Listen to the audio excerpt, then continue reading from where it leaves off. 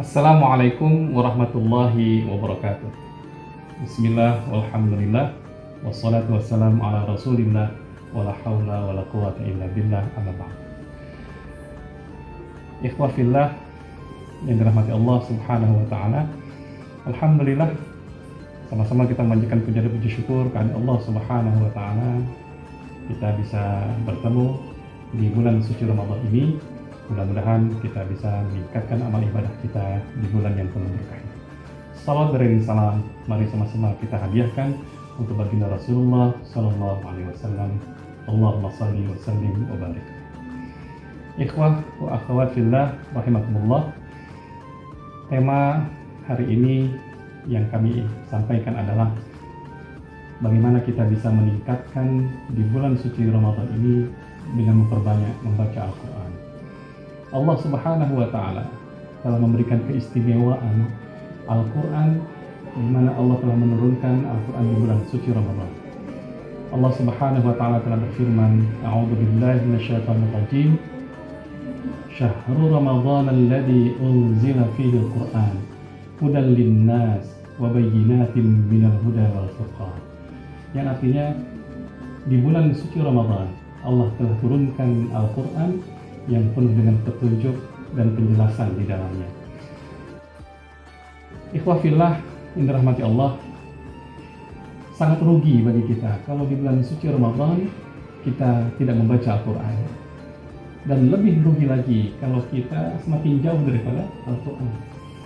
Oleh sebab itu, banyak kisah yang memotivasi bagaimana kita bisa meningkatkan amal ibadah kita di bulan suci Ramadan. Salah satunya adalah dengan memperbanyak baca Al-Quran.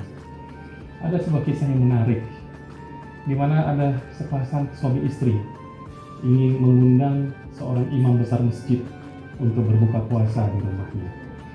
Kemudian sang istri suatu ketika lupa menaruh uang di meja hidangan tersebut.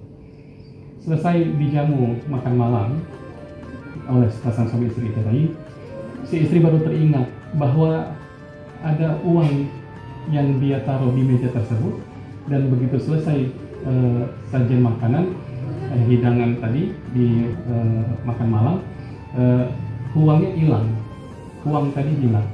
Maka si istri melapor kepada suaminya, "Abang, uangku hilang, tadi aku taruh di meja, entah kemana."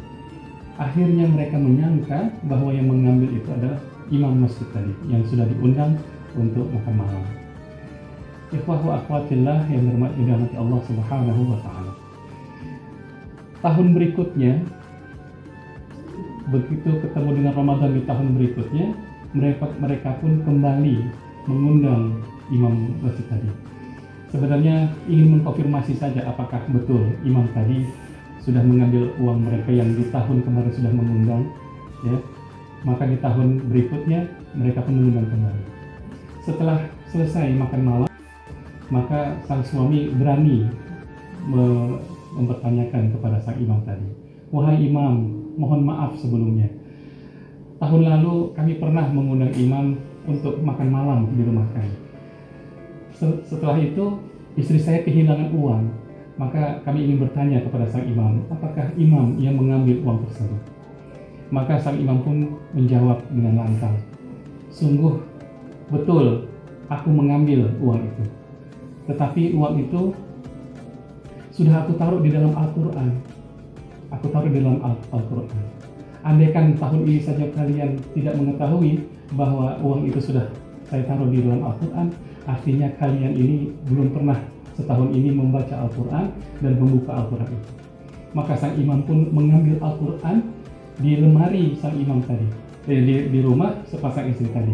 Begitu dilihat, betul, ternyata uang itu masih utuh ada di dalam Al-Quran.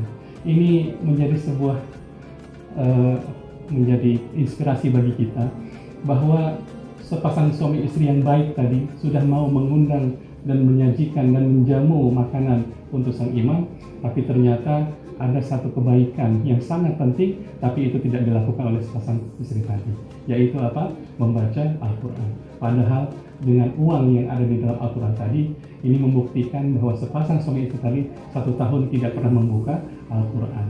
Ikhwah wa akhwat fillah yang dirahmati Allah. Kisah ini menjadi sebuah renungan buat kita bahwa membaca Al-Quran ini sangat-sangatlah penting.